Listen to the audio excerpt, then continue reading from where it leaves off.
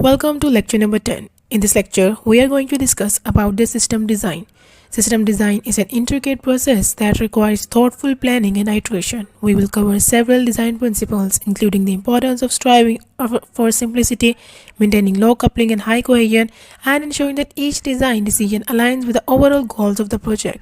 Architectural models where conceptual, static, dynamic, or physical help structure and guide the system's development. The right architectural style, where the client, server, layered, or repository depends on the specific needs of the system you are building. It's also important to maintain flexibility throughout the design process, taking feedback and iterating to ensure that the final design meets both functional and non-functional requirements. By understanding and applying these concepts, you can create systems that are scalable, maintainable, and adaptable to future needs. System design is a structured process where, given a set of requirements, we need to craft a solution that fits those needs. A good design process should balance various aspects of the system, such as system architecture, user experience, and program design. However, ideally, the system design steps should be independent of the requirements to avoid implementation bias. In practice, as we work through the design, we often uncover more details and refine the requirements along the way. The iterative feedback loop is where methodologies like agile and iterative decision excel because they allow flexibility in refining both the requirements and the design as we go. The design process doesn't just aim to create the system, it also defines the relationship between the different components of the system and ensures everything works together seamlessly. The methodology used in this process should allow for constant feedback, which is the strength of the agile development, ensuring that every iteration improves upon the last. Design is often considered more of an art or craft rather than strict science. As designers, we have a variety of tools at our disposal, but it's crucial to select the right tools based on the project at hand. A major goal in system designing is striving for simplicity. That doesn't mean cutting corners, but instead of using modeling and abstraction to simplify the solutions for complex requirements. A simple design is easier to implement, test, and maintain. It's important that the system is easy to use correctly and difficult to misuse. One of the key principles is achieving this is low coupling and high cohesion. Low coupling means minimizing dependencies between different parts of the system, so the changes in one part won't require significant changes in other. Whereas high cohesion means grouping related functionalities together in a way that makes sense and keeps them locally organized. Now let's discuss then what is architecture. The term architecture in software design refers to the highest level structure of the system, focusing on the overall organization and its major components. According to the Bruce, conceptual integrity is the key to usability and maintainability, meaning that the system's design should have a consistent, unified vision that make it easier to work with and evolve. Johnson explained on this by stating, the architecture is the shared understanding of the system among expert developers, highlighting the importance of the decisions made early on in the project. So, while focusing on the non-functional characteristics of the system, such as scalability, security, reliability, which are influenced by the architecture. A solid architecture ensures that a system is not only functional but also performs well under real-world conditions. The architecture defines the high-level organization, how different parts of the system interact, and how it will scale or evolve over time. When designing a system, it's important to approach the problem at different levels of abstractions. At the highest level, we start with the requirements, which outline what the system needs to do without worrying about how it will do it. Then the architecture defines how the system will be structured to meet those requirements. At the next level, program design takes those structural designs and translates them into detailed plans for implementation. Finally, at the code level, the system is realized in actual programming languages. Each level of abstraction should be documented separately without biasing future design steps. For example, the program design and code documentation should not dictate the requirements. This approach ensures that decision at each level can be made independently, preventing later steps from being constrained by early ones. It's also important to avoid redundancy across different levels of documentation so that design remains clean and manageable.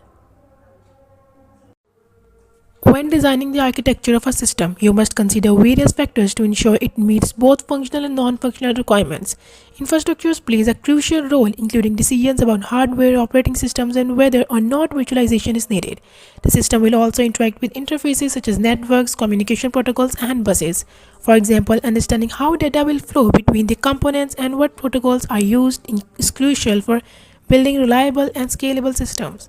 Then, services such as databases, authentication, mechanisms, and other backend components are essential for storing and securing data. Operations are equally important, including setting up testing frameworks, logging systems for monitoring, backups to ensure data safety, and the ability to perform rolling deployments to minimize downtime.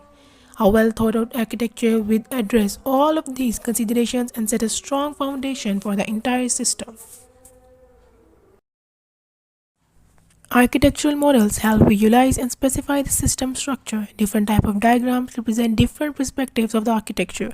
The conceptual diagram focuses on the high-level structure, defining the main components and the relationships. A static diagram looks at the systems, subsystems, and how they interact with each other, while a dynamic diagram illustrates the data flow and how the data moves through the system. The physical diagram focuses on the deployment of the system, showing how components are distributed across physical machines or nodes. Each diagram should be at an appropriate level of detail, ensuring clarity while avoiding unnecessary complexity.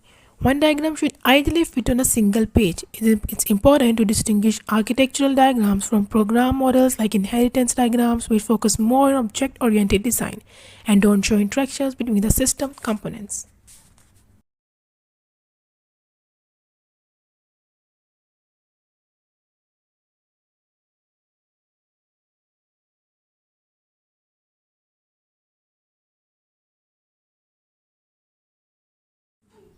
A system is often more complex, so it's helpful to break it down into subsystems. The decomposition helps improve the system's comprehensibility and manageability. The key goal is to minimize coupling, which refers to dependencies between subsystems. The less tightly coupled the systems are, the more independently they can evolve and change. At the same time, you want to maintain high cohesion within each subsystem, ensuring that all the components within a system are closely related in terms of functionality. In UML Unified Modeling Language, subsystem can be represented as packages, which group related systems elements at a conceptual level. Components are replaceable parts of a system that realize a set of interfaces and could be swapped out for another component without affecting the overall system. Nodes represent physical elements like computers or servers that provide computational resources. Within these concepts are applied effectively, they help design a system that is modular, flexible, and scalable. When deploying a system, it's important to understand the various environments in which the system will operate. These typically include development, production, staging, and testing environments. Deployment diagrams will help visualize how components are distributed across these environments. A component diagram shows how the different components of the system interact with each other and are deployed into physical hardware. To illustrate this, consider a simulator architecture where the vehicle state is managed by integrator and affected by models like physics and actuators. Sensors read the vehicle state and these communicate with the controller via shared memory or streams. A deployment diagram for this would show the simulator process, the registry servers and the clients, the virtual machine hosting the controller and how the communication flows between components via TCP and UDP. This helps you understand how the system. There are several common architectural styles that are widely used in designing systems. The client-server model involves a clear separation of control between the client and the server. Communication follows a protocol and the client and the server can be independently replaced if the protocol remains the same. A variation of this model is to-peer, where each node can act as both a client and a server. In a layered architecture, subsystems are organized into layers, with each layer providing services to one above it. This style constrains coupling between the layers but can have issues like leaky abstractions, where one layer needs services from multiple layers beneath it. The pipe and the filter architecture consist of transformation and components that process data in a sequence, making it ideal for data flow models like streaming media or signal processing. Lastly, the repository style involves coupling between subsystems through a shared data store, allowing for lower coupling between components but introducing potential risks like bottlenecks or a single point of failure. In conclusion, system design is an intricate process that requires thoughtful planning and iteration. We have covered several design principles, including the importance of striving for simplicity, maintaining low coupling and high cohesion, and ensuring that each design decision aligns with the overall goals of the project. Architectural models, whether conceptual, static, dynamic, or physical, help structure and guide a system's development. The right architectural style, whether the client-served, layered, or repository, depends on the specific need of the system you are building. It's also important to maintain the flexibility throughout the decision processes, taking feedback and iterating to ensure that the final design meets both functional and non-functional requirements.